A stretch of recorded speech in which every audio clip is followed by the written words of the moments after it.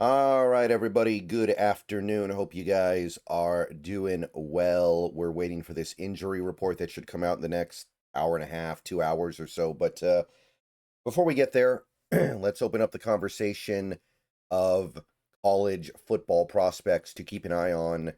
You guys know the drill by now. If you have been watching the previous videos in this series, you know that there isn't a lot of gas behind this draft for the Seahawks right now, because especially now we don't have a lot of picks. And overall, I think the energy behind thinking about the draft is always going to be lower when your team is playing well. But I got to keep this up because it's still going to be part of the off-season content on this channel. This video, we're going to do the offense. And then later tonight, probably the after the injury report, I'll do the defense. Let's take a look. First, though, the break. All right, guys, let's take a minute so I can tell you about Sleeper, a one-stop shop for all your sports needs.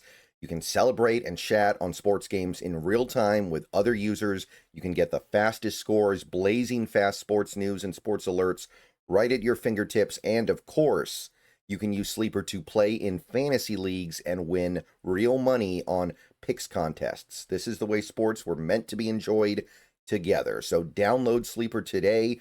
Use promo code SBN to get up to a $100 match on your first deposit.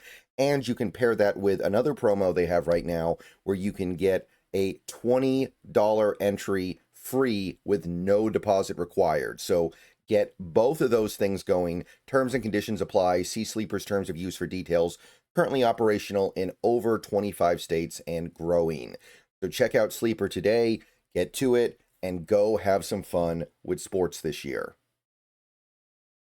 All right, so running back again with all these bye weeks and all these players just not really getting opportunities in some of these games. There's not a lot.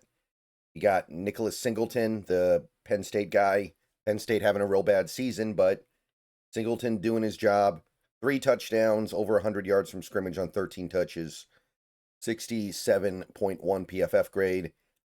He's probably going to be a day 2 guy at this point. The top guy, of course, this is the one guy who has a real good chance of going in the first round, Jeremiah Love of Notre Dame. 13 carries, 94 yards, 2 touchdowns. Also had a 27-yard catch, 83.7. He's, if the Seahawks end up with a really low first round draft pick, which seems likely at this point, Jeremiah Love is going to be kind of I think a controversial but interesting first-round pick idea. I do think he's by far the best running back in this class. So there's going to be some interest there. And Jamari Taylor of Virginia got 98 yards rushing. You got 30 yards on 7 catches, so good dual threat stuff. He did have a fumble, which is why his PFF grade was so bad, but other than the fumble, he was very productive for Virginia. So, I mean, you have fumbles pop up every now and then, but they're so sporadic. I generally hesitate to hold the occasional fumble off a play, occasional fumble for a player against them too much. A wide receiver, and by the way, I know that a lot of people are going to say wide receiver doesn't matter now because of the Shaheed trade, but Shaheed is still a free agent after this year.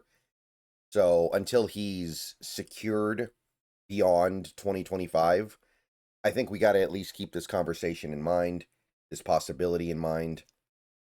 So Makai Lemon was great, probably the best receiver in college football this last week for USC.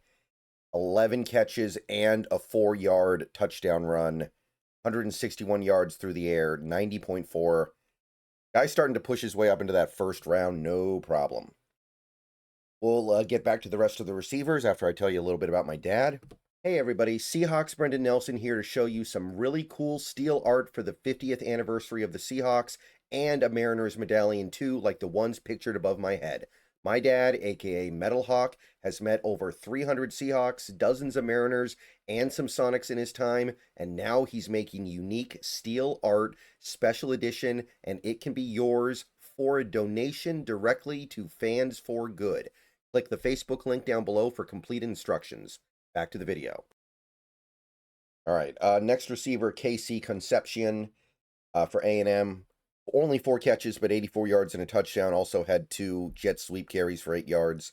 Had 1 drop, so it wasn't all great, but good game by him. Good production, over 90 yards from scrimmage. He's going to be probably a day 2 guy, 67.3.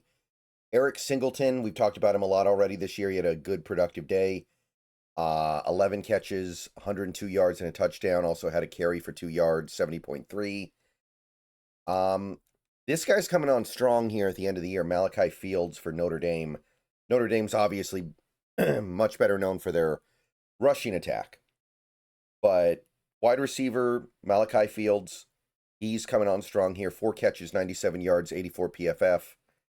Skylar Bell of UConn, we've talked about him before as well, had a weird day. 15 targets, 87 yards. So not super efficient necessarily, but he did have 2 touchdowns.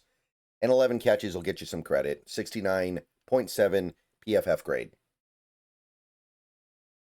Okay, offensive line stuff now. And again, there isn't going to be a lot we're going to talk about here. We did actually get good play from a lot of high-profile centers this week. In fact, these are probably your top 3 right now because of Connor Lew's injury. Jake Slaughter of Florida, no pressures allowed. Florida can't really run the ball that well this year, but 75.5 PFF is really good. Ipani Laolulu of Oregon. Now, Oregon did run the ball very well. They didn't have a great day offensively overall, but Laolulu, 78.9 PFF grade, 7.3 yards per carry. And Logan Jones of Iowa. That Iowa offensive line always churning out these quality guys. No pressures allowed. Iowa couldn't run the ball at all. They're playing Oregon. It's somewhat understandable.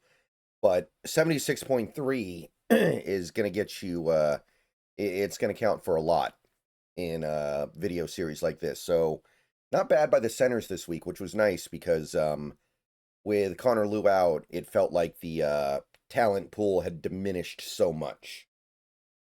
Got a couple of right guards as well. Nothing stellar, but Cade Piper of Iowa.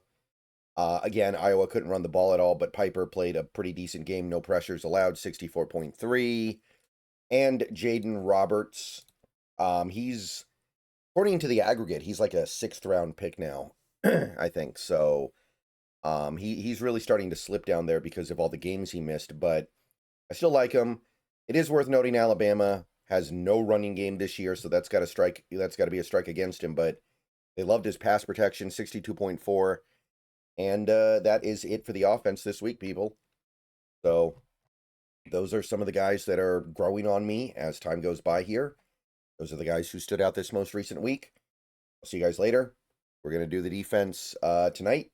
Go Hawks, and see you guys soon.